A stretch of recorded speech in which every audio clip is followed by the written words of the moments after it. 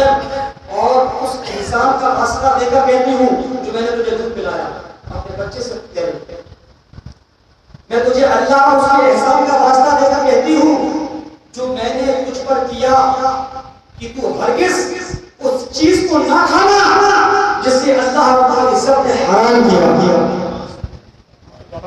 اور بروز قیامت اپنے بھائیوں سے اس حال میں نہ ملنا کہ تو ان میں سے نہ ہو۔ جب سعادت مند بیٹے نے ماں کی یہ باتیں سنی تو کہا ماں میں تو ڈر رہا تھا کہ شاید آپ مجھے خنزیر کا گوشت کھانے پر ابھاریں گی، لیکن اللہ کا شکر ہے کہ اس نے مجھے تم جیسی عظیم ماں عطا فرمائی۔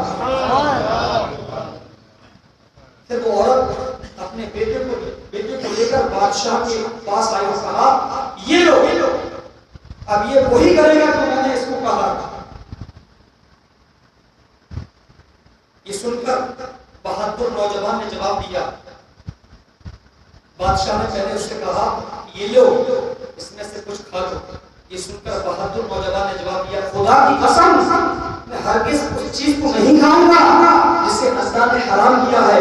بادشاہ کو یہ سن کر بہت غصہ آیا، چنانچہ اس ظالم نے اس مرد مجاہد کو بھی شہید کروا دیا۔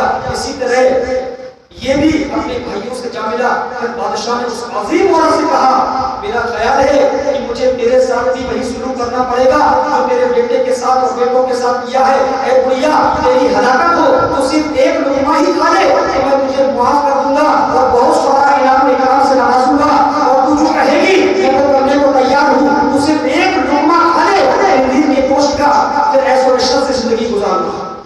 یہ سن کر اس عظیم ماں نے جواب دیا اے ظالم تو نے میرے بچوں کو میرے سامنے مار دیا اور تو یہ چاہتا ہے کہ میں تیرے کہنے پر اللہ کی نافرمانی بھی کروں۔ اپنے بچوں کی موت کے بعد مجھے زندگی سے کوئی سروکار نہیں۔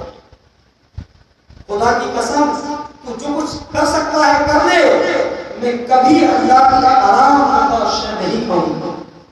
یہ سن کر اس سفار کو ظالم بادشاہ نے اسے بھی شہید کر دیا۔ اس طرح اس 7 بیٹوں کو اللہ کی راہ میں قربان کر دیا، لیکن اللہ کی جو حرام کردہ چیز تھی اس پر ہاتھ نہیں بڑھا، اور یہ پیغام دیا ایسے ہوتے تھے جذبہ ایمان کہ جان تو دے دی، گھر تو لوٹا دیا، لیکن حرام کو قبول نہیں۔ یہ تھا ایمان، یہ تھا اسلام، یہ تھی دین کی محبت۔ ایسی ایک واقعہ ملتا ہے حضرت سیدنا اسلم رضی اللہ عنہ